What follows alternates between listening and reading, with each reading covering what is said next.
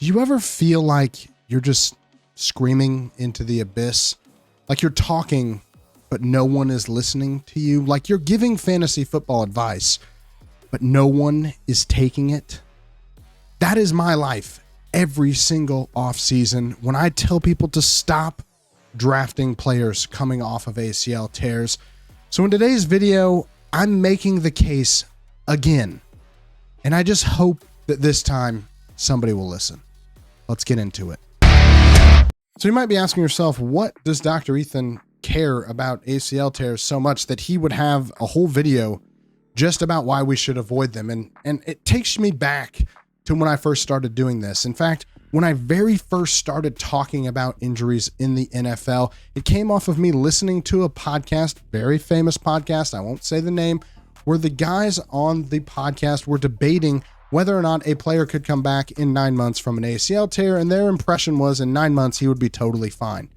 That's just not how this works, and I was so frustrated listening to that podcast that I decided to start blogging about NFL injuries, specifically ACL tears. So in a way, this video is the culmination of an entire decade of my career doing this type of injury analysis, because I just care that much about making sure that we get things right when it comes to major injuries. I was so frustrated at the lack of education and knowledge when it came to injuries and fantasy football that I decided that I needed to be the one to start being the voice of reason when it came to injuries, specifically with ACL tears. So I am super passionate about this specific topic. And that leads me to some things that I think you need to know about ACL tears. The first thing is they most often occur in the preseason. So while we do see players tear their ACL in the regular season, they most likely are going to do it in the first 6 weeks of the NFL season.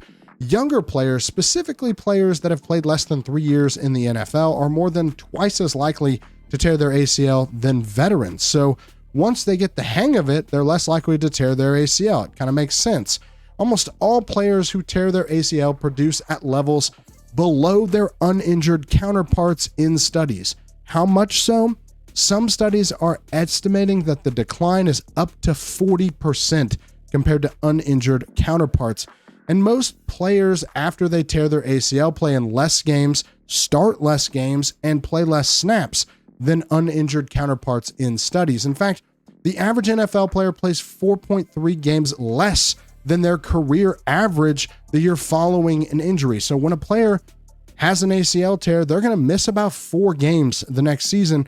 And that number actually jumps up to 7 less games by 3 years post-injury. So this is not something that just goes away. Only 28% of players who tear their ACL are active in the league 3 years post-injury, and a third of players who tear their ACL never return to the NFL. So it's not just an injury that they'll get over in 9 months. This is a major career-defining injury, and yes, I understand that we have made huge strides when it comes to this particular injury and the recovery of it, but let's not pretend like this is something that everybody just gets over. We see the best cases brought up when this debate happens, and we never see all of the players who just never make it back to the NFL after this type of injury. In fact, the average return to play for players that do tear their ACL is now 12 months on average from the time they had their injury, which is actually an increase since the last 15 years of data has come out. It used to be very regularly a 9-month injury, and teams are realizing that bringing players back at 9 months is actually doing more harm than good, and they're pushing that timeline even further, which is not what we typically see in the NFL, where everything's about getting players back as quickly as possible. So let's talk about some of the players who tore their ACL last year and why I am actually out on every single one of them this season. First up, let's get the sad one out of the way. Jonathan Brooks tearing his ACL in week 14 is probably the saddest of the injuries that I have to cover in this video. He has already been ruled out for 2025. He is a case study in what is the worst thing that could happen after somebody is coming off of an ACL tear. We know that re-injury rates are even higher once you've torn an ACL, and he is a textbook case of that being the situation. Now, just 13 months after tearing his ACL in college, he re-injured the same ACL. Now, I'm on the record telling people to avoid Jonathan Brooks in redraft last season. Go back and watch my running back injury primer from the beginning of last season. You'll find at the end of that video, I made a compelling case on why you shouldn't draft Jonathan Brooks, but even I could not have expected that this would be the outcome for him. To make matters worse, he's already being ruled out for all of 2025. So there's no chance that he's going to be able to play this year. My guess is that the Panthers don't want him to be in any pressure to come back this season. They want to just make it clear he's not coming back. He's going to rehab the entire time and see if they can salvage his career. It's a shame because I think he was a really talented running back prior to the injury, but it is hard for me to expect him to ever come back to that level of production again. We didn't even know what he could be at the NFL level because he got hurt just 3 games into his career. I'm avoiding him in Dynasty as much as I'm obviously avoiding him in redraft, considering he's not even going to play this year.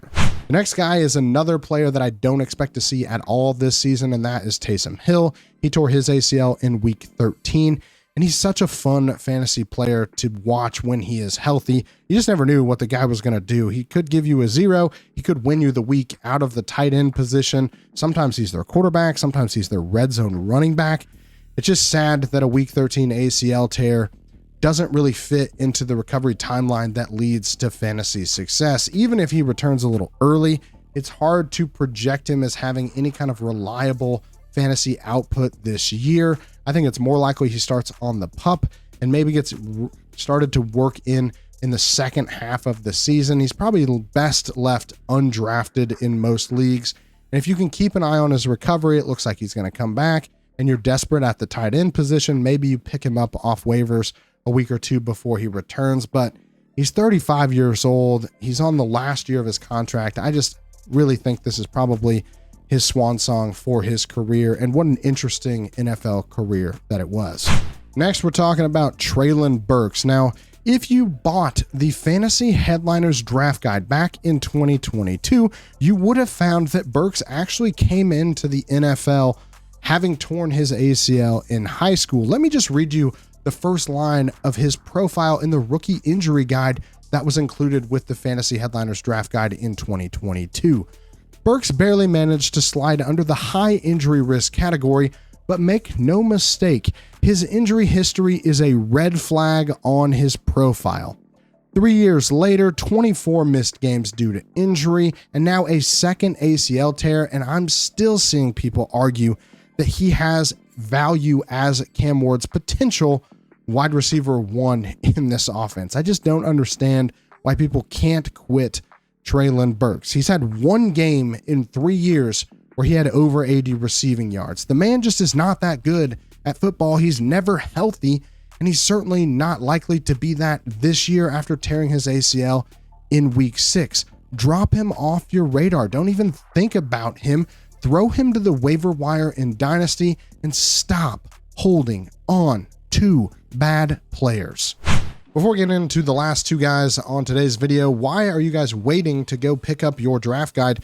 TFHDraftGuide.com. Get the most comprehensive draft guide on the market. All of my injury profiles for specific players are going to be in that draft guide. If you have a specific question about a player, I've probably already covered them in the draft guide. It's getting updated each and every week heading into the NFL season. It's a live document, so we can update it all the way up to week 1 of the NFL season as well, having our top 50 lists, all of our draft rankings, all of our cheat sheets are found over at the draft guide. So head on over TFHDraftGuide.com and pick up your copy today. All right, now that we got some of the lower names out of the way, let's talk about 2 players that I think actually have fantasy value this season and what we are going to do with them. First up, let's talk about Stefon Diggs. He tore his ACL in week 8, and by all accounts, he is actually ahead of schedule in his recovery. He's on track, at least as of this recording, to potentially play in week 1. Even if he doesn't, this does not sound like a situation currently that would see him start the year on the PUP list. That is good news for a player coming off of an ACL. Now, I wouldn't be surprised if they still start him on the active PUP list, leave the door open for him to potentially miss those first 4 games. But everything I have seen as far as how he looks in OTAs say that he is ahead of schedule and he still has a few months before the season starts. I would not be expecting him to miss the first 4 games of the season. That's good news if you believe that Stefon Diggs will be able to replicate his massive target volume, over 150 targets in the 4 seasons prior to last year in the Patriots' new offense under head coach Mike Vrabel. But there is some bad news. All of the things that I mentioned at the beginning of this video still apply to Stefon Diggs. He's also 31 years old, which is past the age apex for wide receivers. So your best case scenario is a season similar to what Chris Godwin had last year, minus the part where he had a second major injury. And so if he is able to stay healthy, Stefon Diggs actually should start the season and be able to play for your fantasy teams. And I'm going to be careful when I say this, in that I think he is okay to draft, but you'd have to be more risk averse than I am. Remember, when I started this video, I said I'm not going to recommend you draft any of these players given the history and the statistics that I have on ACL tears, but of the group, Stefon Diggs seems like the one that has the best chance to produce for your fantasy team this season. Now, unlike Stefon Diggs, Brandon Aiyuk has never been a target monster, topping out at just 114 targets in his career best year. It's harder to project him to have the same floor from a volume perspective coming off of his ACL tear in week 7 of last season. And so I'm a little less bullish on Brandon Aiyuk. He also doesn't have the same overwhelmingly positive reporting regarding his recovery like Stefon Diggs does. Now, there's been some speculation already within the organization that he could start the year on the PUP list and miss the first 4 games of the season. So why is there such a difference in that hype or regard to Brandon Aiyuk's recovery? I think the biggest reason is that in Stefon Diggs' case, he had a clean ACL tear. That means only the ACL was torn. There was no other major damage to the knee. Now, Brandon Aiyuk, on the other hand, had an ACL and MCL injury, which were both torn, as well as other damage. So historically, this adds about 1.5 to 3 months to the recovery timeline, which is why we don't see Brandon Aiyuk playing in OTAs the same way that we see Stefon Diggs playing. Now, that distinction is likely the reason why Stefon Diggs is considered ahead of schedule, while Brandon Aiyuk is just considered on schedule. And that means that there is a good chance that Brandon Aiyuk is going to miss some games to start the year. I would be very surprised to see them throw him right back into this season.